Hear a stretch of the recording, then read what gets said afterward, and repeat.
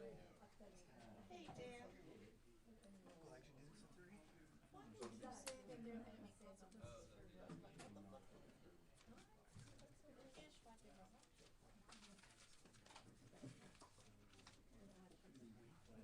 I know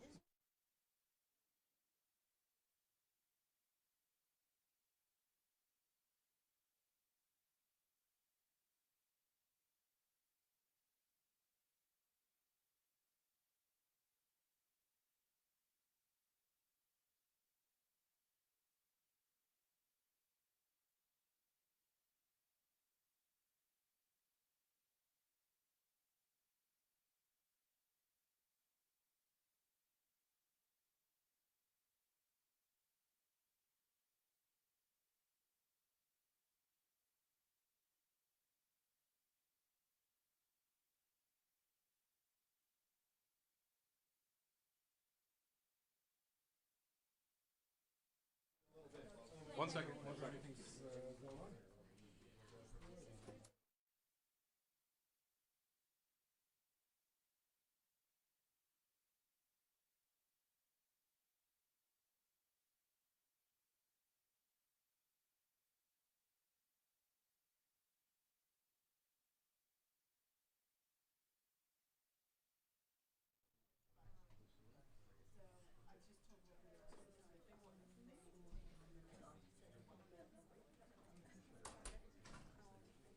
Are you ready? Audio check 1, 2, 3, 4. This is the Pentagon briefing room. Doing a mic check for the pool camera. Check 1, 2, 3, 4, 5, 6, 7, 8, 9, 10. Again, we're doing a mic check for the pool camera. Audio check 1, 2, 3, 4, 5, 6. We got a briefing starting at 3:10 today, so we still got about 12 more minutes to go. Stand by.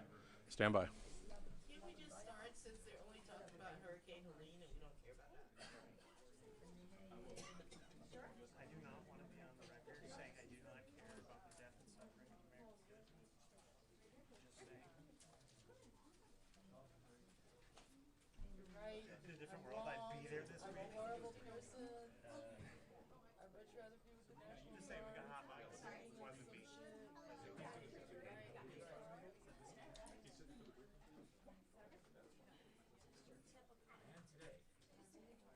Who do we have on the Zoom?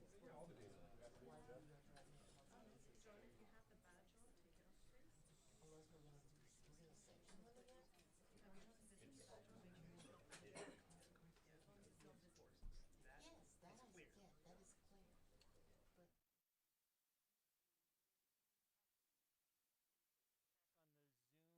Audio level into the recording.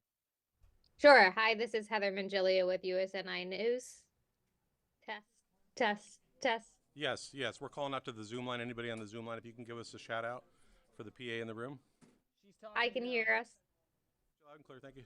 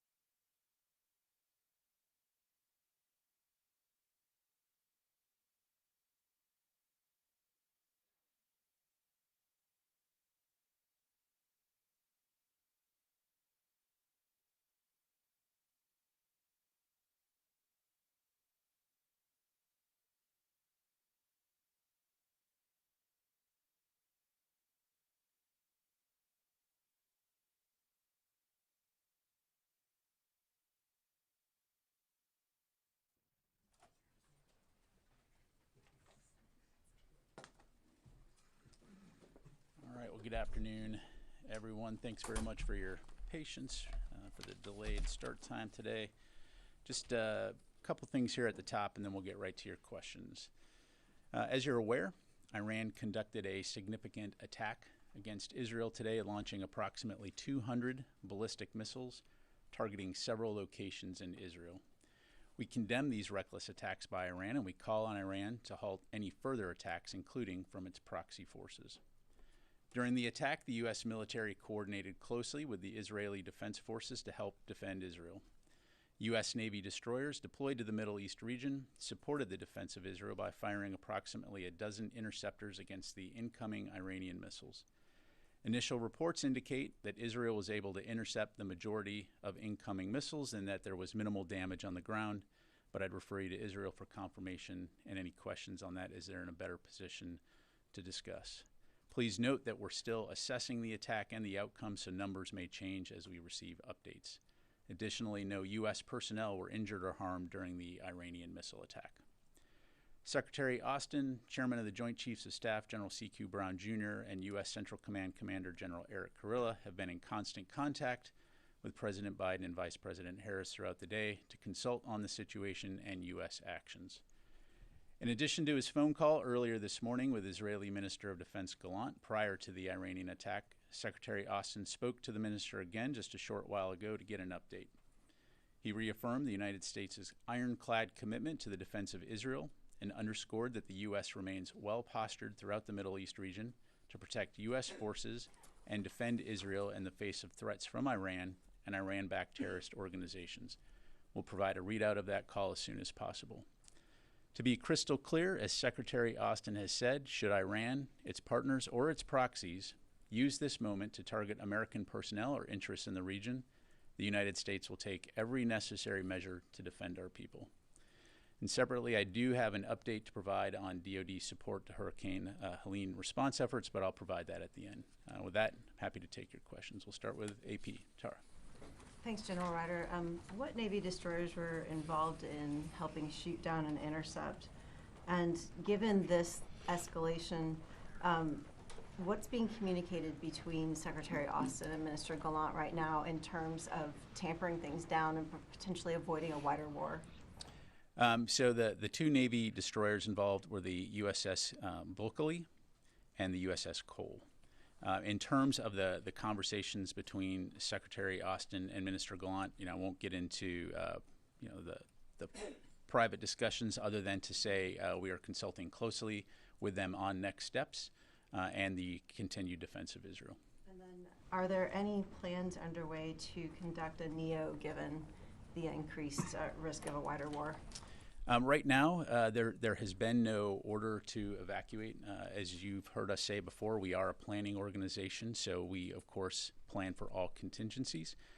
But as of right now, State Department has not called for an evacuation. Jennifer. Should we assume that the SM-3s were used by the Cole and the Bulkley to shoot down or to intercept the missiles? I'm not going to get into the specific type of ordnance, Jennifer, other than to say, again, they fired a dozen interceptors. And Iran said that they gave a heads up to the U.S. and to Russia.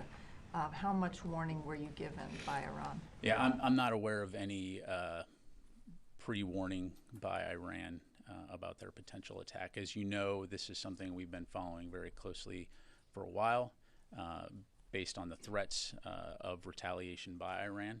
And so we've been closely consulting with Israel for a while now to be prepared in the eventuality. And as today demonstrated, we were prepared and we were able to successfully work alongside Israel to defend them from this attack. Let me go to Carla. Thanks, Pat. You said that the destroyers shot down Iranian missiles. Where do they come from? Were they all from inside Iran, or was some also from Yemen being shot by the Houthis? Carla, to my knowledge, and again, we're still assessing this, these were all launched from Iran, ballistic missiles. And what I said was that they fired the interceptors towards those missiles. So. And then were any other U.S. assets involved in this defense? Of course, we have a lot of capability in the region, a lot of things that are there to be prepared for a wide variety of threats. But in terms of the launching of these interceptors, it was those two destroyers.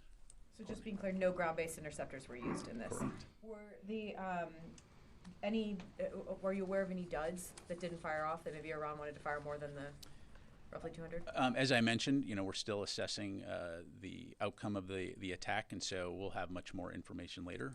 But these are all, our initial reports. And then on the second call with the Secretary and Minister Gallant, did he urge Israel not to respond or to moderate any response to Iran, or did Gallant share any of Israeli intentions for their potential response here? Well, again, as I'm sure you can appreciate, I'm just not going to be able to get into the details of their call, other than to say, again, we're consulting closely about next steps and the continued defense of Israel. What does Secretary Austin think about the potential for an Israeli response here?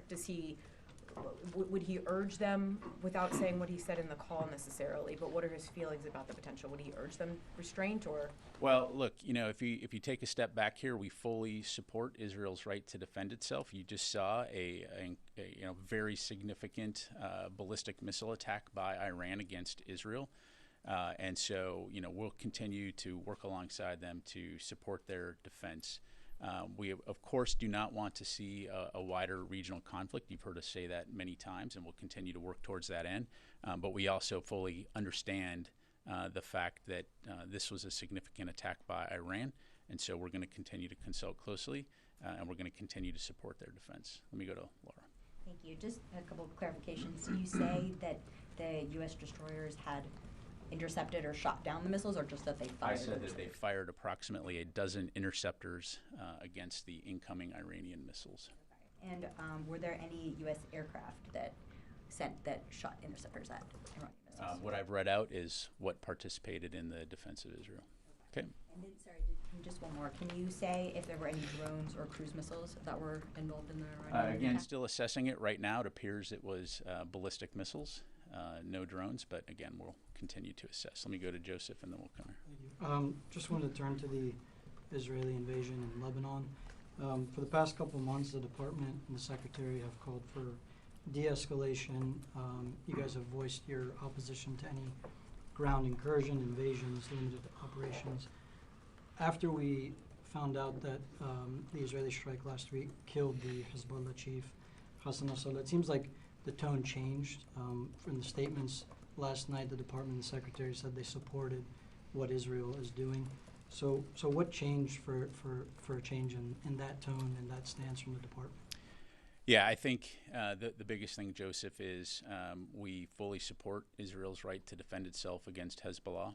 As we understand it, they will be conducting limited operations to destroy Hezbollah infrastructure that's arrayed along the border there that could be used to threaten Israeli citizens. And so we're continuing to consult with the Israelis to better understand how they intend to go forward. Obviously, I'd refer you to them to talk or ask questions about details regarding those operations.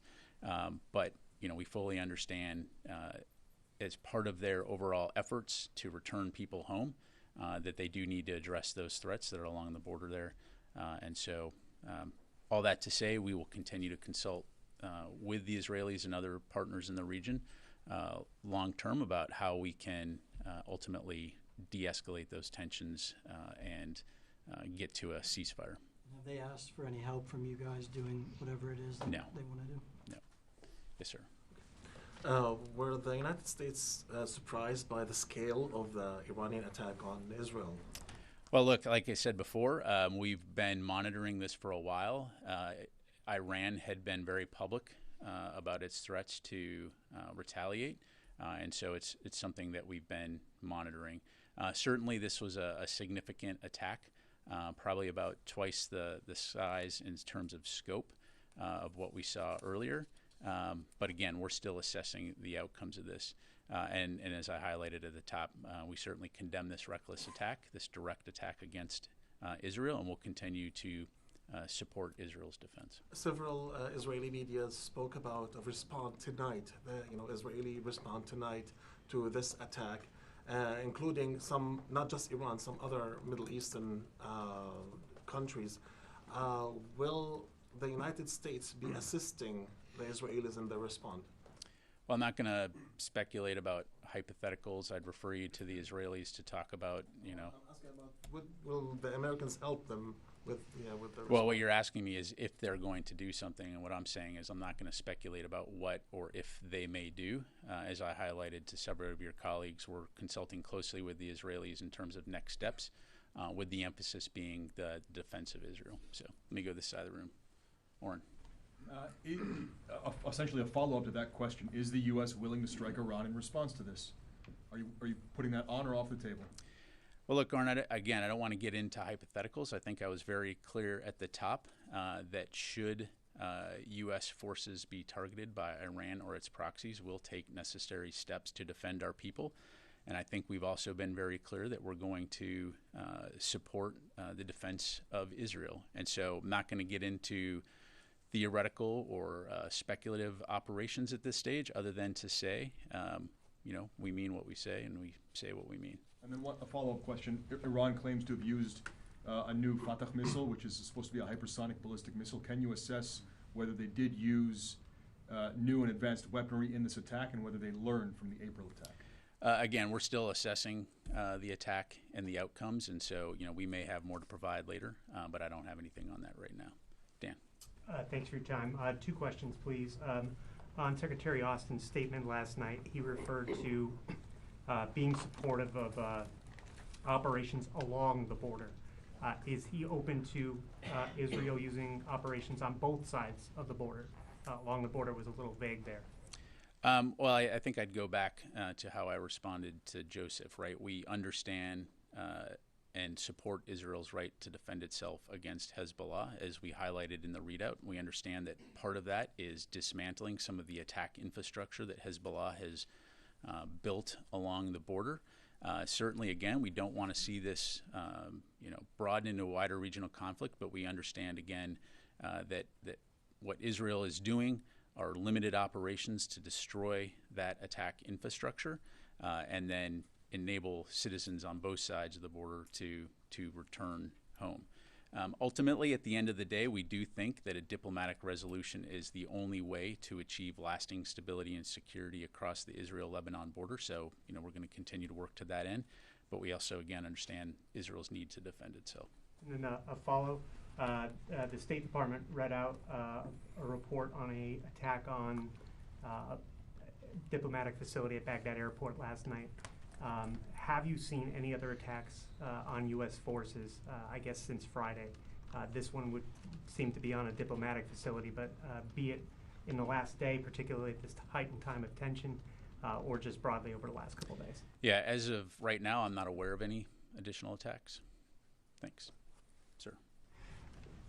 The Iron Dome, how effective is it against ballistic missiles? And some of the televised images appeared to show some of them landing on infrastructure. Are you aware of that? In general, was this attack more effective than the Iranian attack in April?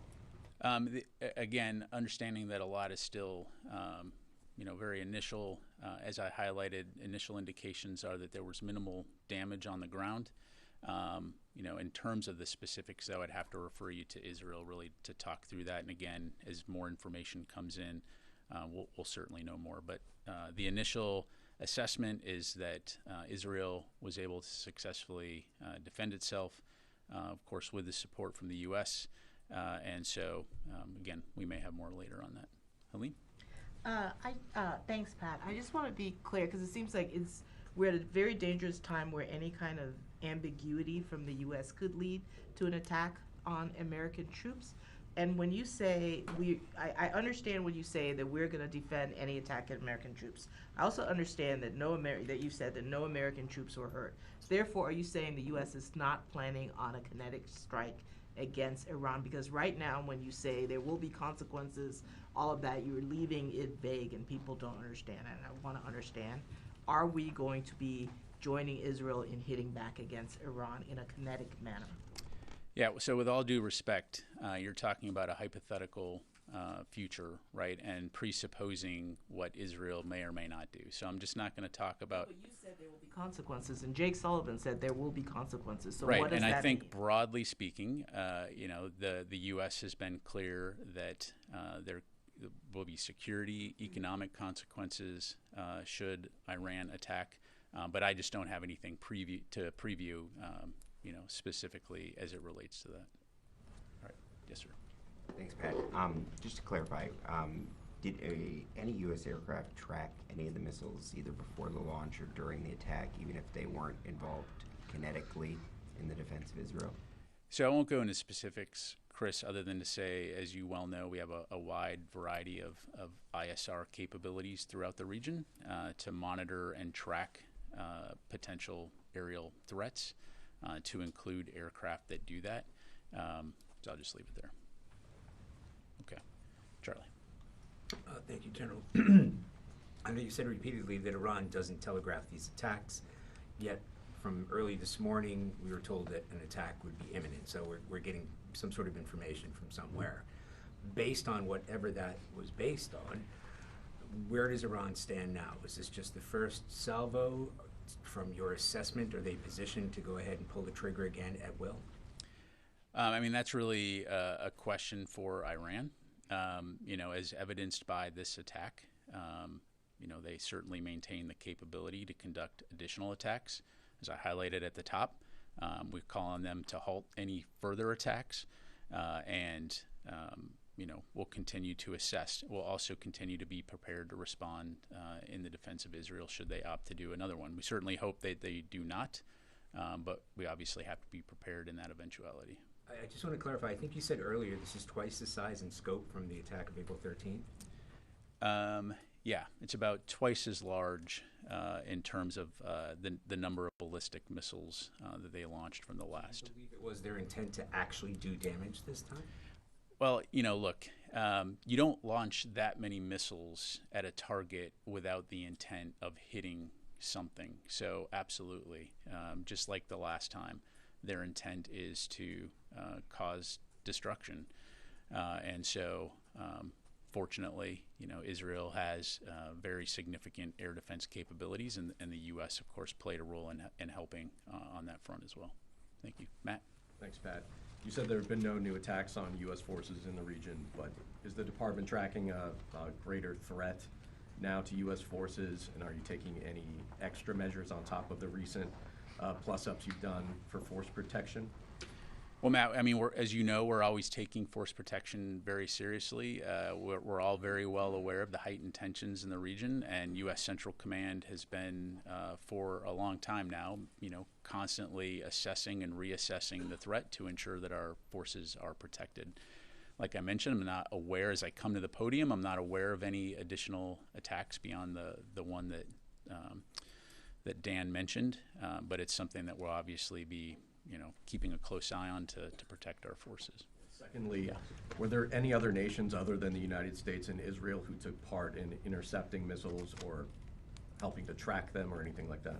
Yeah, I don't have anything to provide on that, and obviously I wouldn't speak for other countries from here. Yes, sir. General, I'd like to ask you if you guys talk to the European allies and if you ask for military support in protecting Israel in case of another attack from Israel or the proxies, or is at the moment it's only the U.S. Helping Israel military-wise? Well, I'll allow other countries to speak for themselves. I will say, and we'll put a readout on this this afternoon, as soon as we're done here. The Secretary did have an opportunity to talk to his French counterpart earlier this morning, just to talk about the situation in the Middle East. This was before the Iranian attack occurred, and so we'll get that out momentarily. Broadly speaking, though, again, in terms of any European coordination or cooperation with Israel, that's really for individual countries to talk to. I won't speak to them. Let me go to the phone real quick before I get in trouble. Task and Purpose, Jeff Shogel. Thank you. I understand that the destroyers fired about a dozen interceptors. Did they hit any of the missiles? If so, how many? Yeah, thanks, Jeff. So again, we're, as you highlight, they fired the interceptors. We're still assessing, again, outcomes of that. So I can't really, I just don't have more information to provide at this time. Okay, let me go to Heather from USNI. Hi, thank you so much. So you mentioned that the United States has the ability and intent to respond if any of its service members are attacked. Over on Friday, you had two U.S. destroyers and a LCS come under attack from the Houthis. Which is an Iranian proxy group. So would that give, is there any intention to launch any attacks in response to those service members coming under attack? Well, first of all, Heather, as you are aware, there were no U.S. service members injured in any of those attacks. And as always, we will respond appropriately at a time and place of our choosing, but I'm not going to telegraph or speculate on any punches at this time. All right, and Patrick Tucker, Defense One. Hey, yeah, thanks for doing this. So on the announcement of 3 additional aircraft squadrons, F-15s, F-16s, A-10s, I presume that they weren't involved in any of the interception activity. Can you talk a little bit about why they're there and what role they might fill now in terms of enhancing security for U.S. forces in the region? Yeah, absolutely. Well, as we've been highlighting for a while, we have a robust amount of capability in the Central Command and U.S. European Command regions. And what those capabilities provide us is versatility in terms of responding to a variety of contingencies. And so, basically having the right tools in the toolkit to be able to respond appropriately to any type of attack or contingency situation. And so, as you well know, Pat, fighter aircraft can perform a variety of missions to include taking down drones, taking down missiles, particular kinds of missiles, as well as providing ISR, electronic warfare, and types of capabilities. So all of this comes together to provide us with options on how best to respond to any type of attack and to protect our forces. Let me come back to the room here. Yes, ma'am. Thank you, General. First, on Iran, after today's attack and the expected response from Israel, is the assessment at the Pentagon still that the situation in the Middle East still under control and we're not in all-out war yet? And the second question on Lebanon, excuse me, what's your understanding to what Israel is calling limited ground operations or incursion? Is it limited by, in time, in scope? How do you see this? Sure. So in terms of your first question, as you know, we've been working very hard from the beginning to prevent a wider regional conflict. Certainly the type of aggressive action that we saw by Iran today makes that more challenging. But that continues to remain our focus and remain our goal is to prevent a wider regional conflict. And so we'll continue to stay laser focused on that. In terms of Israel's operations, again, they're in the best position to answer questions. But our understanding in consulting with them is that, again, these will be limited operations focused on dismantling facilities that Hezbollah has built along the border to stage attacks into Israel. And so, part of those discussions, again, have been focused on, making sure that there's an understanding as far as potential mission creep. And so, as it relates to the broader tensions in the region. But again, we support their right to defend themselves from Hezbollah attacks. And so we'll continue to consult with them on that. As I mentioned, Wafa, ultimately, we do believe that a diplomatic resolution is the only way to achieve lasting stability and security there. Take a few more. Phil. A couple small questions. One is, why weren't land-based air defenses used? And did you find that you had, did the United States have fewer partners in trying to knock down these Iranian missiles this time than it did in April? I would compare it to a pallet, Phil. You're going to use the capability that you need to respond to a particular situation. So, as evidenced by the fact that our forces were able to so quickly support Israel's defense. We have a wide range of capabilities arrayed to be able to respond to whatever those threats may be in the most appropriate way possible. So it's less about the platform and it's more about the capability. Again, we still maintain a robust capability to be able to respond to any potential future threats as well. And I just want to follow up on what Helene was asking, which was important in the sense, I think you said a red line that if Iran or its forces were to attack U.S. troops, there would be a U.S. response against Iran. At least that's what it sounded like you were saying. Is that correct? What I said is it should be very clear that if Iran or its proxies use this as an opportunity to attack U.S. forces, we will respond appropriately. Yep. Okay. Last question, Nat. Thanks, Pat. I just wanted to clarify a few things that you said. In terms of Iran's capabilities going forward, is it clear from the U.S. side that the imminent risk is over of another attack from Iran? Well, look, it's something we're going to keep an eye on. We certainly hope that there's not another attack, but obviously Iran maintains a capability, and it's just demonstrated that they're willing to use it to directly attack Israel. And so we're going to continue to consult closely with Israel on next steps, and importantly on the defense of Israel. So, on the Israel's limited incursion, have they provided any sort of a timeline on how long they would stay there? I'd refer you to Israel to talk about that. I don't think it'd be appropriate for me to talk about that. Hey, folks, while there's been an understandable focus today on the Middle East, before we conclude, I would like to provide a quick update on a topic closer to home as DoD continues to work with federal, state, and local officials to support Hurricane Helene response efforts. As of this morning, the department has more than 6,500 service members actively engaged in relief efforts across 6 states. Florida has nearly 3,500 guardsmen activated, and Georgia has around 1,400 guardsmen on duty. South Carolina has activated nearly 500 guardsmen, along with 2 helicopters for their recovery efforts. Tennessee has around 130 guardsmen and 7 helicopters activated, and Virginia has activated nearly 60 guardsmen, along with 1 helicopter and numerous high-water vehicles.